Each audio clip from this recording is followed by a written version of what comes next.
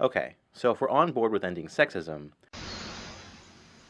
Well, the fact that you think that sexism is towards women itself is sexist, so we're never actually going to be able to end sexism, but all we can do is not be sexist. Like, I'm not sexist. But you, on the other hand, are sexist for purporting to want equal rights for women, even though they have equal and even sometimes more rights than men. what specifically can we do as men to be helpful? Here's our quick list of 5 tips for respectfully engaging with feminism as men. Listen to women. Now that might seem really obvious, but far too often men have a hard time just listening to what women have to say and respecting women's knowledge and experiences. Because of the way we're socialized to think of our voices as most important, men have a tendency to interrupt. Well, I just interrupted you, so that makes you a woman, right?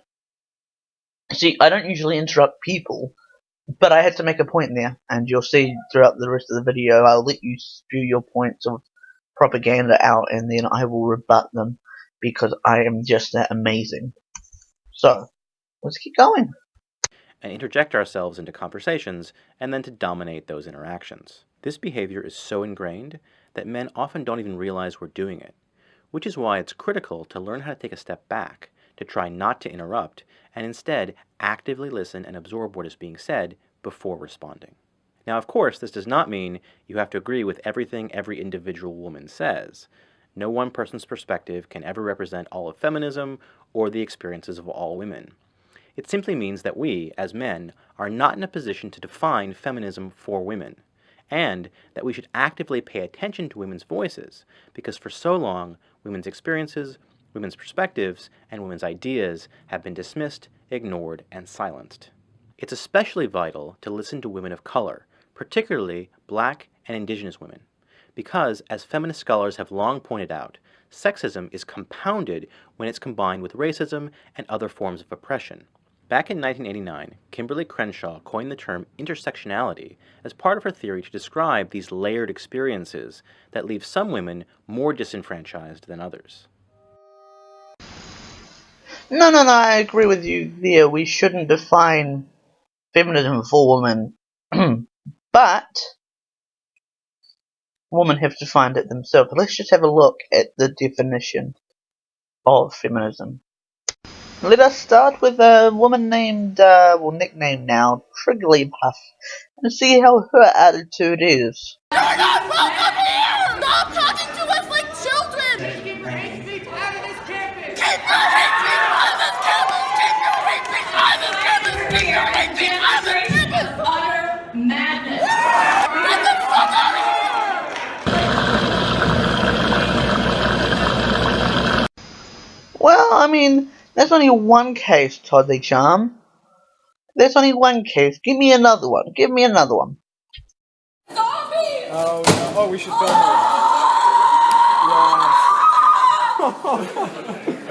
Oh no. Oh no.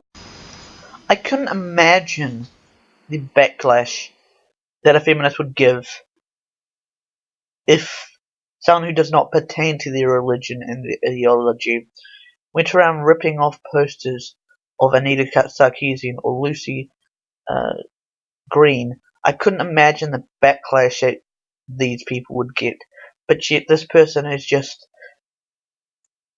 not even chastised by the feminist community, not even shunned by the feminist community. It's more embraced by the feminist community.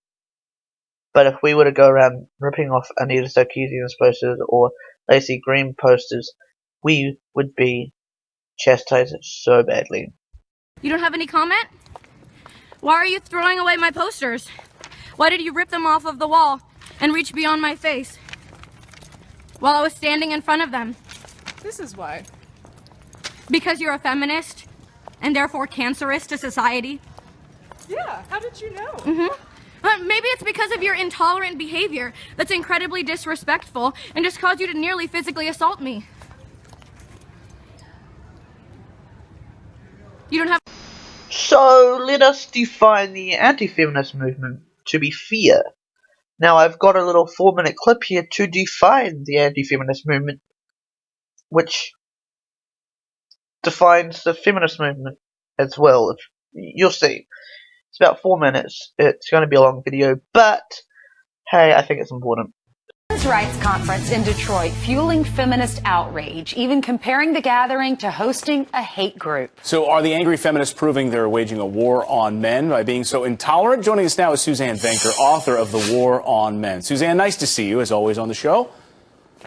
Thanks for having me. All right, so what do you make of these feminists, these professional feminists, as Tucker calls them, outraged over this group of men getting together to talk about things like finances? In fact, at this event, they had female speakers and all sorts of different races.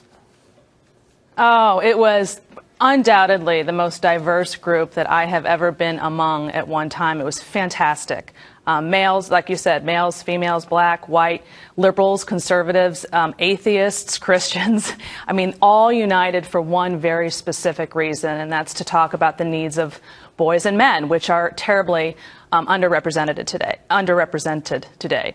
So it's almost comical to think about the lashing out that feminists did, because the actual conference couldn't have been more opposite of what they claimed. And you can actually watch the conference yourself if you want online.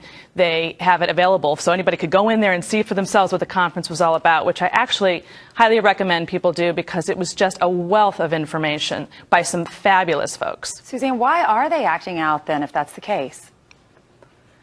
Okay, so the biggest divide between what's called the MRAs, the men's rights activists, and feminist activism is really very simple, and that is that feminists blame all social ills, all the problems that we have, really, especially regarding marriage and the family, education, jobs, and the like, on the patriarchy. You know, whenever something goes wrong, it's the man's fault, and it's the system, and it's all messed up. When men's rights activists come together to truly address these problems, all they're interested in is just solving the problem. And these people that were on the panel at this press conference the other day are in the trenches in various arenas, and they are doing great work to solve problems completely irrespective of ideology. So if you're married to an ideology that says the patriarchy is real and that women are always the victims, and you never are able to look at women in any kind of critical way and admit that they can do wrong too, you can't solve these problems regarding boys and men. Well, and also, Suzanne, it's a whitewashing of gender. I got slammed here when I mentioned on the show a few months ago that actually genders are different. Some liberal blogs wrote about me saying that. Outrageous that there are differences between men and women, biological differences that we should be embracing, not trying to whitewash, and that's what these feminists want to do. Those are the two things. That they're stating that there's no differences between women and men, and the fact that the patriarchy is alive and well and, out to get you, so to speak, and we have to, in order to achieve equality, redo our entire system. So the point is, anytime someone tries to speak out and address the real issues that revolve around the male-female relationship, marriage, family, domestic violence, by the way, goes both ways. People don't know that because feminists own the dialogue when it comes to these topics. The assumption is that women are always victims and men are the perpetrators. That is absolutely statistically false. And that's what just one example of what this conference shows. Where can people go and watch that conference, by the way? Is it posted online somewhere? So if they go to the conference was put on by A Voice for Men, and they've become pretty much the dominant men's group globally. And we had people there from Australia, by the way, the UK, from Maine to California to the South. And it's called A Voice for Men. So if you go to avoiceformen.com, everything's there, and you'll find it. And you can make up your own mind what you think about men's rights and what's going on here, because we feel that it was a very pivotal.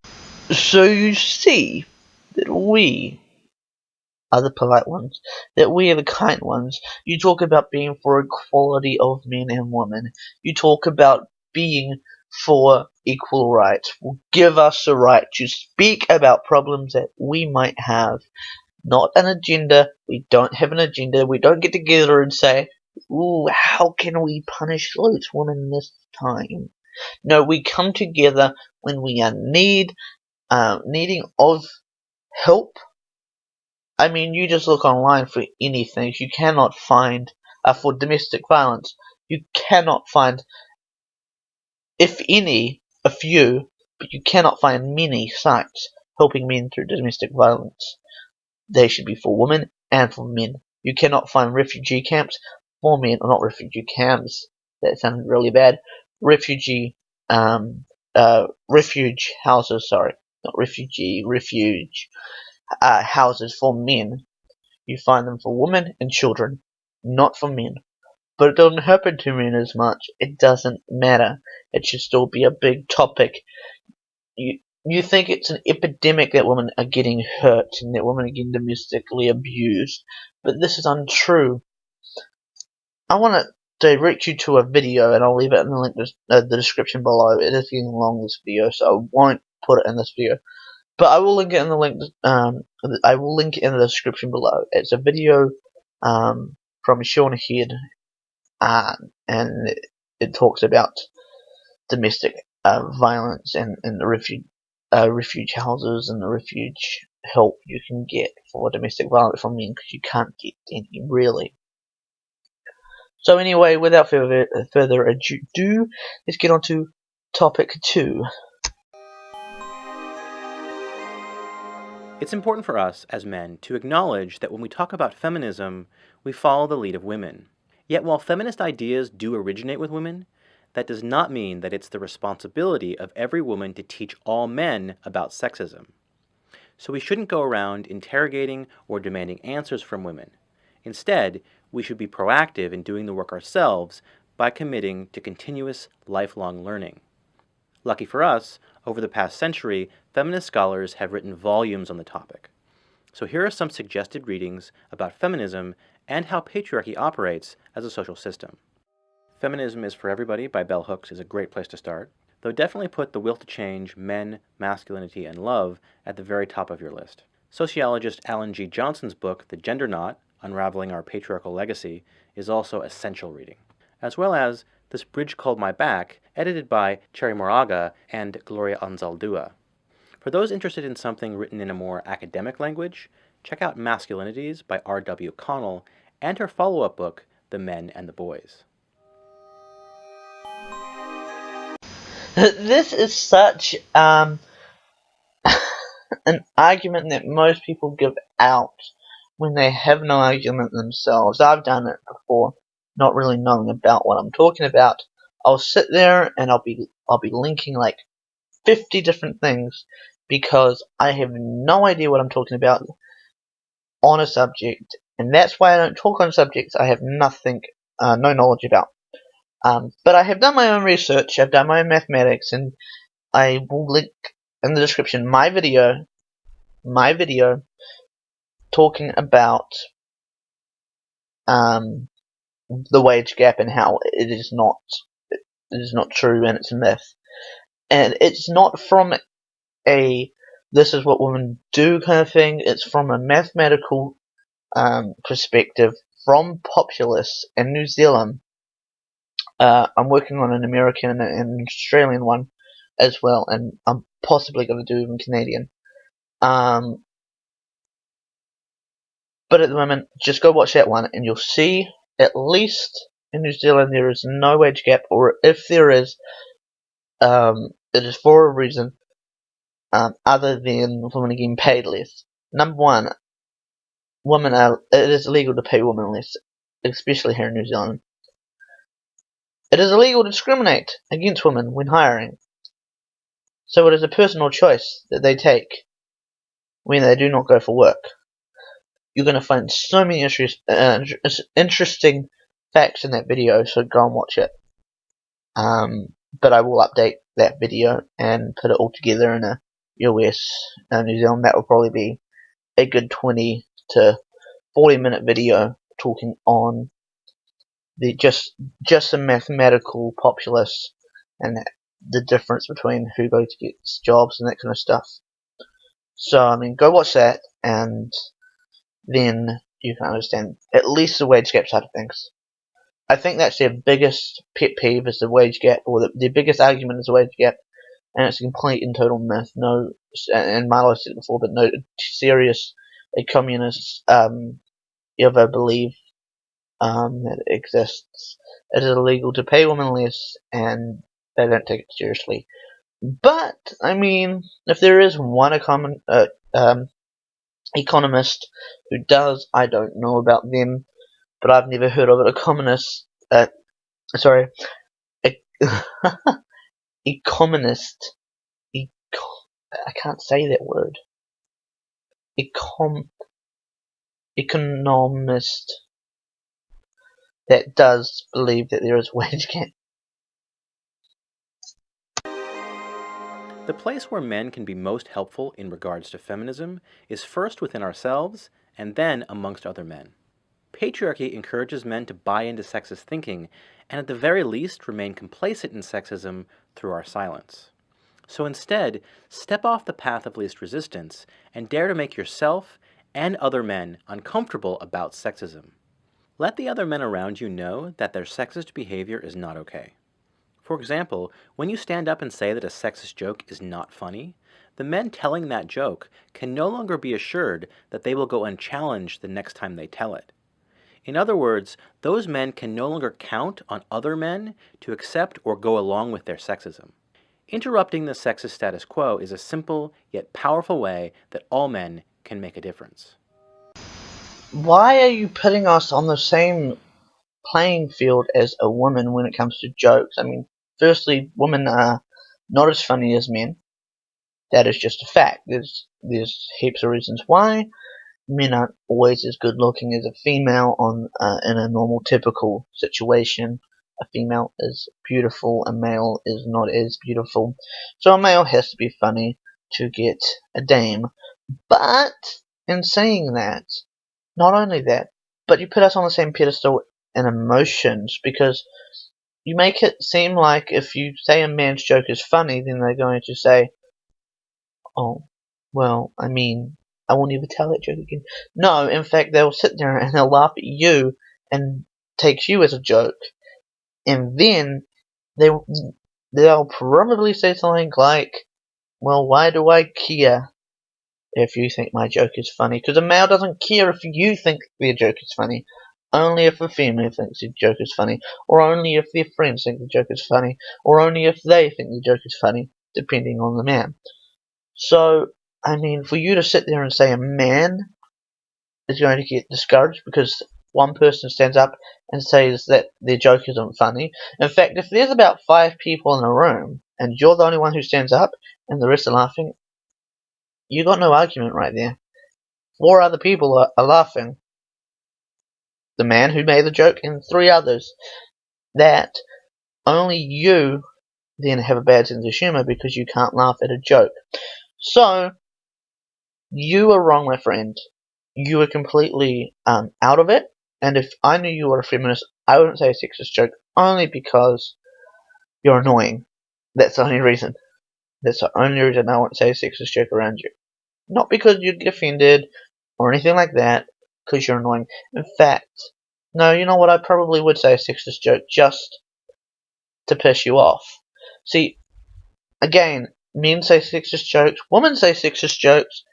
It's just about a sense of humour. It's a dark side of humour, and men do have a dark side of humour. They like to make things that are not meant to be funny. So, again, you got no point. Let's just get on to the next point you have. If you make a comment and a woman dismisses or disagrees with you, don't take it personally. She doesn't owe you anything, and her disagreement does not necessarily mean that she's angry or frustrated with you as an individual. That being said, it's completely understandable for women to express anger about sexism. Sexism should make everyone angry. After all, most women have some first-hand experience with violence, or harassment, or mistreatment at the hands of men. Sometimes even men who claim to be allies. So don't get defensive if individual women don't want to engage with you. And remember that it's definitely not our job to police the ways that women may choose to speak about sexism or their experiences. Men's support for feminism should not be seen as some kind of favor to women. As we've discussed, dismantling the system of sexist beliefs benefits people of all genders. And moreover, men shouldn't expect a reward for deciding not to participate in a terrible system of oppression. Or, as many feminists have said before, you don't get a cookie for being a decent human being. No, I'm cool with that. I'm cool with that. I mean, I'm not an ally. I never will be an ally. But I'm cool with not policing women on how they want to say stuff. That's the right of free speech, right? Yes, it is. But don't police me if I want to define sexism. Don't police me if I want to sit there and say that women are not oppressed. They're not oppressed, okay? They're not oppressed. Don't police me on that kind of stuff. It annoys me. I mean, you've made this kind of society which hates on men. They're not men are, if anybody is oppressed, and I'm not trying to get any kind of sympathy here, but if anyone's oppressed, it's the men. Men are bad. Men are doing this. You're changing the role completely and flipping it completely of what you thought it was, and you're making men the oppressed sex, if anything. So, the men's right activists, oh man, they're the only ones who, if anybody's in the right for being the oppressed sex, it's the men's rights activists and the anti-feminists who are right on that. I'm not a men's rights activist. I don't say that I'm a men's rights activist because I don't care about men's rights. Okay? I'll say that and I'll say it again. Unless we get to a point where I have no rights as a man, then I don't care about the men's rights. And that's when I become a men's rights activist. But at the moment, I'm not a men's rights activist, and I hope to never ever have to be a men's rights activist. But if you want to have an oppressed class of sex in this country, and if you want to have an oppressed class of race in this country, it is the white, and it's the men. That's what it is. It is abled, it is a heterosexual. Homosexuals now becoming oppressed again.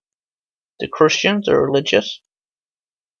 If you want oppressed, the most privileged people are the white women, Muslim, transsexual, demisexual, demigender women in this country. In any Western country now. They are the privileged ones. The white men who are Christians, who are heterosexual, are the most oppressed peoples, if you want to go that far. I won't, because again, I don't feel oppressed, I am not oppressed, I am happy, I am content. But if you want to go as far as calling someone oppressed, that is the white man who is a Christian and is a heterosexual, and who wants to get married. Just saying. And wants kids. Like 7 of them. Anyway, back to the video. It's really hard to break years of socialization overnight, so messing up is inevitable. I've certainly made my fair share of mistakes. The key is what you do next. We always have a choice in how we respond to our mistakes. So be humble, examine your own actions, acknowledge failings, and continue to learn how to be better and more supportive. Sexism is not necessarily something always done consciously. It's something we're socialized to think is normal, and as such, it's something we often participate in without even meaning to. Yeah, nah, This I'm is why kind of challenging cool, but ourselves and reflecting on I our own hope to never have actions to is a vital step in the process. rebut you again. But remember to be I'll see you next time, but compassionate until and then, stay patient with safe, guys, yourself, and as and always, keep working at it. I'm in.